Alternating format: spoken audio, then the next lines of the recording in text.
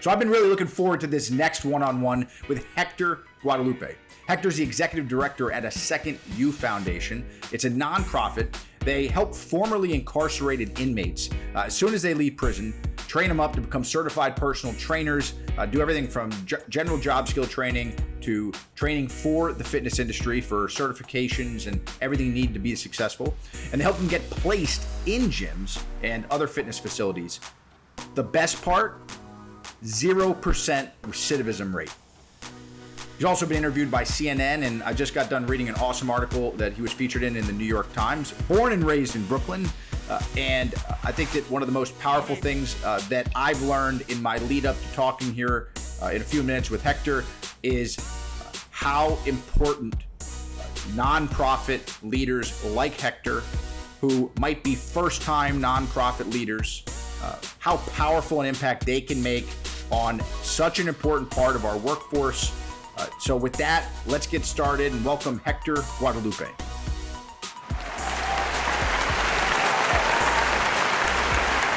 Hector, I think the first question that would be awesome to hear directly from you, because if anybody looks at the Second You Foundation, there's so much to absorb and there's so much powerful work. But from you, what is the Second You Foundation? Second You is basically, an organization that believes in second chances, provides second chances, and uses wellness as like the catalyst, right? So Second You Foundation provides national certification and job placement for formerly incarcerated people as personal trainers throughout our corporate health club structure in New York City. That's great. My first job, I was a personal trainer, actually. Yeah, really? Yeah. I worked at a Bally Total Fitness in Hialeah. But it's South Florida. Yeah, you know where that is? I'm familiar. I lived in Miami for a couple of years, Coral Gables also, so I bounced around. But yeah, great opportunity for anyone looking to have access to great contacts, great people, and opportunity. It's just a very positive industry. Sure. I learned, when I applied and I started working there, I learned that personal training is a lot more than just personal training. Whether it's selling or service, or you really, the different mechanics that make up that job are more than just knowing how to work out. Totally agree. And it's not, training is the byproduct of fitness. We speak about this a lot with our team, our organization, our graduates. From our perspective, it's personal for a reason, right? And we create this exchange amongst clients because of our experiences. So that's like the little leverage we have at A Second You in this industry because of what we've been through, right? Our stories. And this is something that people can share back and forth, whether it's your background or my background. It causes me and you would have a great time working out, and you'd be more effective at your workouts because you feel so open with me, right? I'm an open book, and it allows you that freedom, I would say. Sure. Well, to do the same. I was reading on the site about the fact that you've had zero people reoffend that have come through your program. What's the testament to that success? The secret sauce is providing careers or providing jobs. If you provide someone with a career, then they'll survive. If I just hand you a mop, let's see how far Sam gets, right? Makes sense. You get a job, I pay you $15 an hour. If I provide you with a career, you have health care, you learn about your 401k. You have, stock options, company stock options. They start at $35, $40 an hour, top out at $100 an hour.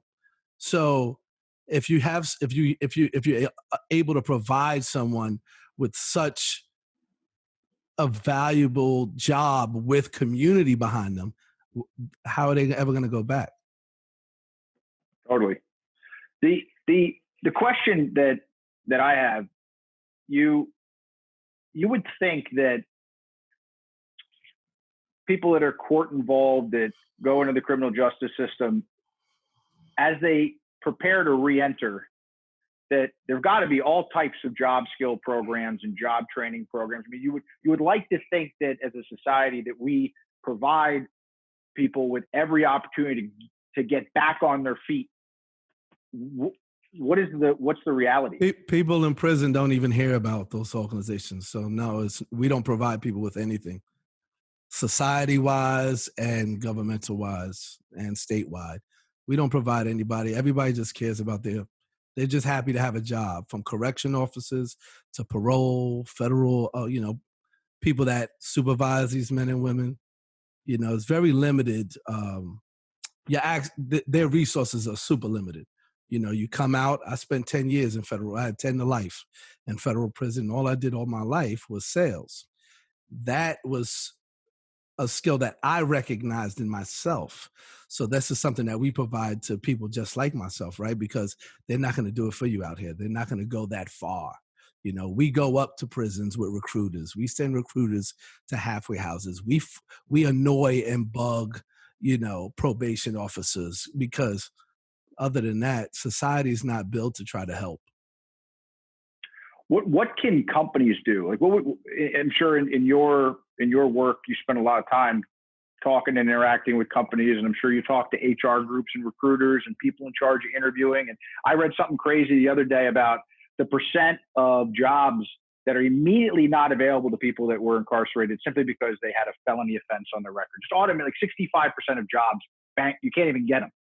Yeah. What is your suggestion? If you could write the policy that were to get us all in the right direction, what would that be, especially for HR? It's about, HR teams need to be educated. They're not educated on dealing with specific populations of people. They need to be taught language. They need to be taught better hiring practices. There needs to be a cultural shift in all corporations throughout America.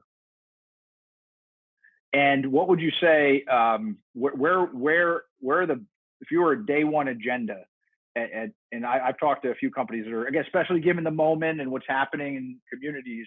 I was just watching John Lewis's procession through DC, the congressman, and obviously there's a lot of talk about racism. There's a lot of talk about white fragility today. There's a lot of good conversations happening. But what's your take on it? You have to create my take on what's going on in the world and throughout our country. I think it's great. I think for once, my voice is being heard through millions of people. So that's something I'm grateful for. But there has to be change. In order to create change, in order to expect change, we have to take action. And that's what the people are doing out there. You have to have a game plan as well. My whole thought process is always about starting from the top, working your way down. It's not about the frontline workers. It's about educating people within the corporate structure, educating your HR teams on these different populations of people that are that you have access to, number one, and number two, that are qualified to do the job. If they're qualified, if you have a national certification, a top one, then you should be offered an opportunity at the least. There's people that can't even get interviews because of their background check, So this is something that has to be worked on internally, and it has to be used with thoughtful measures, right? Well, I'd love to hear a little bit more about your specific offerings. Where have you found, because as a nonprofit, you only have so many resources you can stretch with your work. I guess, where have you found the biggest impact areas that lead you to 0% recidivism? Just creating different avenues, sponsorships, endorsements. We engage in a lot of corporate speaking engagements. We talk to communities, now obviously everything is virtual, but we have corporations that hire us to educate their staff, to speak to. So we have a community of people that are involved. We have, corporate wellness initiatives that help staff, owners, CEOs get to know these men and women by working out with them, and next thing you know, they're like, wow, this dude's just like me. And it changed the narrative. It changes the story. It changes that underlining thought you used to have in your head when you thought, oh, so he did time. He must be a bad person. So engagement, I would say overall, just engagement with with our men and women, our graduates, and those from the other side. And next thing you know, it's you see communities bridged. Yeah, I've never thought about that until we've been talking. Exercise has always been a vehicle. Mm-hmm. Fitness is a vehicle, and it's interesting the way you're using it as a vehicle to make introductions that change people's perspectives is pretty awesome. There's only two industries where people from every walk of life, every industry all meet. Restaurants and gyms. Yeah. Yeah. I tell people, especially our guys, being the best that you can be at a location, at a corporate health club location, you're going to meet people from everywhere under the sun. So it's been that industry itself is just very strong when it comes to empowering people from no matter where you're from, no matter what situation you're in. It's a very strong community. Sure. Has COVID is like the elephant in the room right now. How has that impacted your work with gym closings and people going outside? Oh, man. We kicked COVID in the ass. When Washington had its first few cases, we watched it from obviously abroad, kept our ears to the street, the news, right, media. And as soon as it touched Washington, we closed shop and we moved everything online. We moved our services online for our clients to protect them because we knew New York was going to get hit bad. And we also, so it's really just about being innovative right before the problem occurs, right? And that's same goes for all of our businesses throughout our cities, right? COVID at the moment is here to stay for a little while. And it's about being innovative, being sharp on your toes, and being aggressive out here in order for us to survive as a community. Sure. We're talking about future of work. Is there anything that you're seeing on the front line that maybe is, accelerated work or the type of work given the COVID moment? I think each and every company, and, in order to get the best out of your teams, people are working from home. A lot of people have a lot of options of having more time on their hands. In order to keep people engaged and productive, you're going to companies need to add more cultural structure. The more culture, the more engagement. These kids today, they want to know that you're on the side of good. Because if not, as soon as they find another opportunity, they're leaving you. So, old school ways of thinking have to change. Incorporate health and wellness. Incorporate, guest speaking. Try to do as much as possible to feed the souls of your employees in order for you to stay afloat. Yeah, it's funny. Like, even though we're all more connected, you got to get them to huddle up. Got to get them to huddle up. Yeah. Oh, I'll take that one. Yeah. But it's like we're physically apart, but we're connected more than ever with technology. But I'm starting to hear it. I'm starting to hear the grumblings even right now of people that a few months ago were like, "Oh, working from home is great," and now they're like, now it's flipped almost. People are almost getting antsy. Totally. Not only that, we haven't seen the effects of what's to come from. I got clients who been in emergency rooms for anxiety recently, and a lot of this hasn't even hit the surface yet. people have been,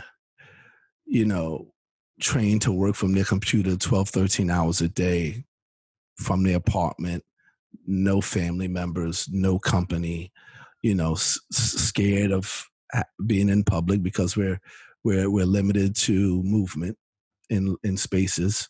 And there hasn't been enough engagement from their senior advisors and people in the company to rally. You know how you used to rally in person. Yeah.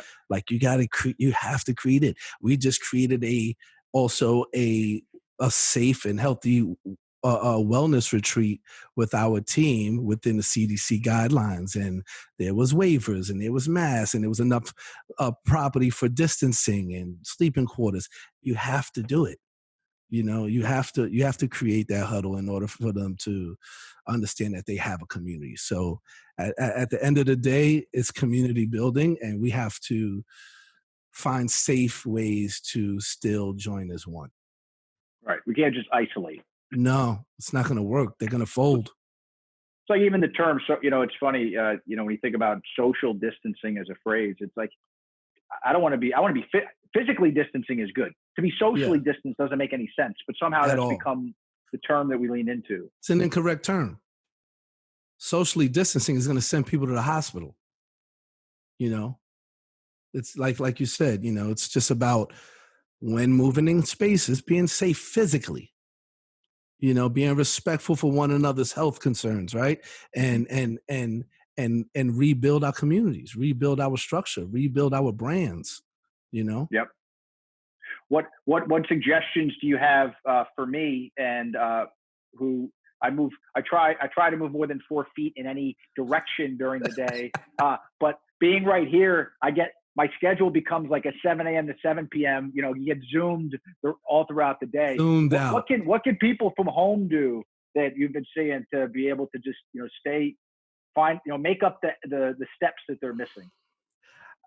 We're huge believers in routine outside of work. So with this time, with Sam's on back-to-back calls 10, 12 hours a day, creating some sort of space, whether morning or your evening or your weekends, where there's a routine. If there's not a routine in place to serve you physically and mentally, you're eventually going to burn. And we're big, obviously, because of also serving a lot of time in prison. We're big on meditation. I'm big on meditation before meetings. It wasn't long, but it was 10 minutes before I got on this call with you. So it creates that clarity, even trainers have trainers. So I have people that I hire to hold me accountable and force my body into certain movements that I normally wouldn't. So I believe creating a routine. I believe finding a community, whether it's virtual or not, finding a community and understanding that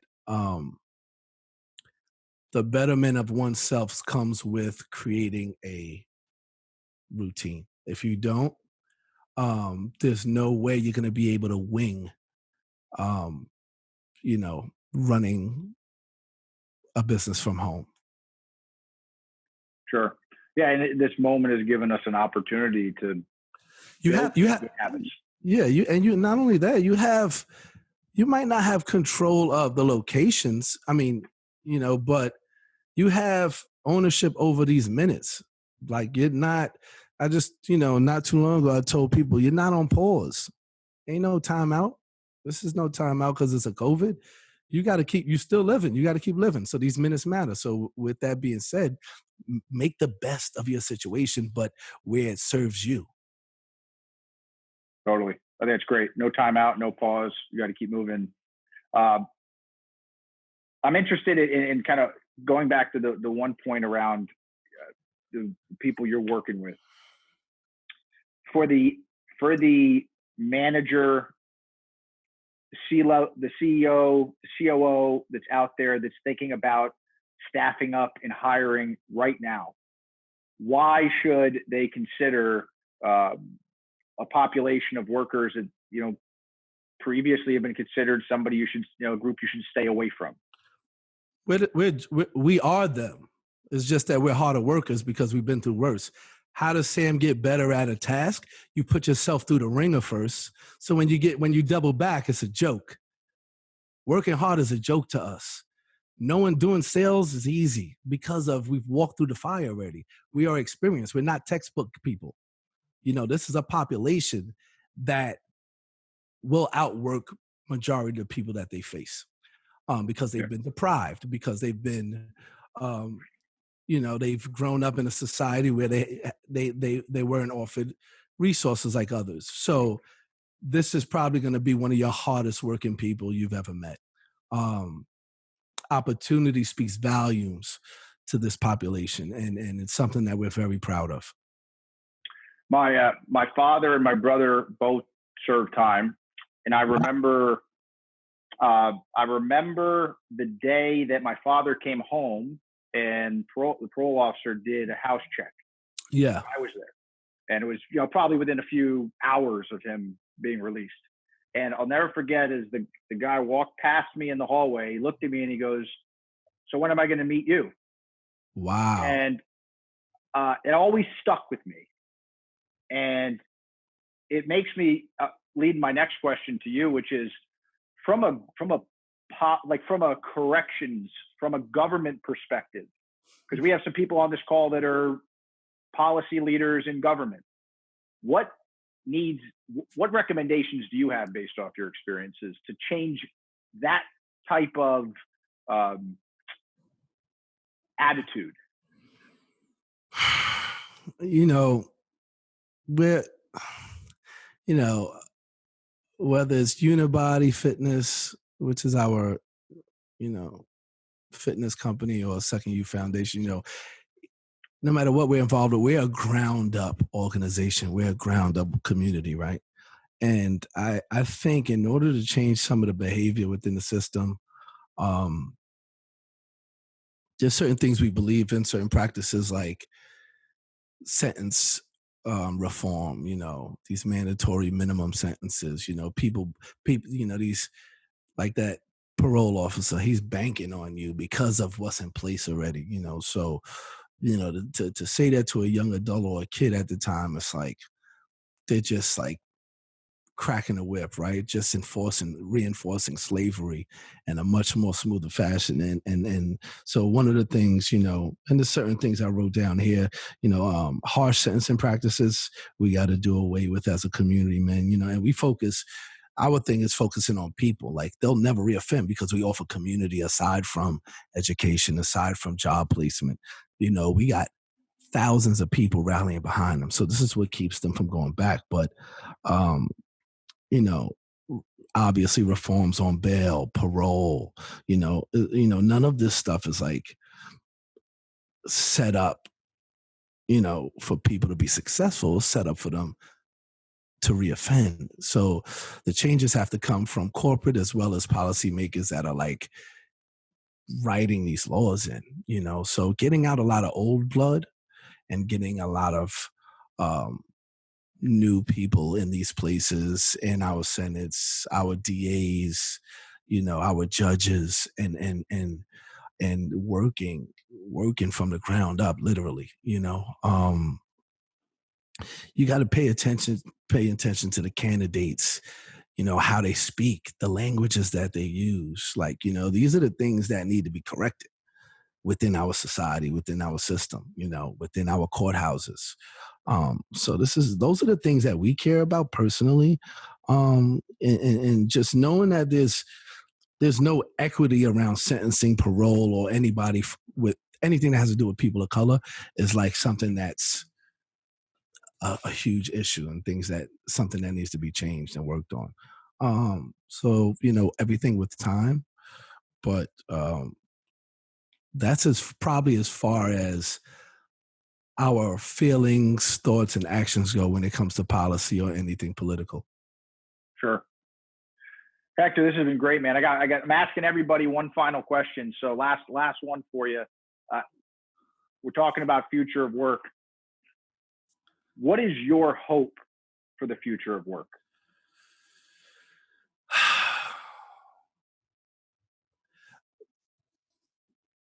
hope, creating communities that offer equity to people of all backgrounds. To me, that's the future of work. People are siding with good right now. You either one huddle with good, or you're going to be left in the dust. Period. Great. Hector, man, I appreciate you spending some time, and thank you for all the work you do. Yo, thanks a lot, Sam. Looking forward to see you. Let's get a workout one day. I'm in. You let me know. All right, will do, brother.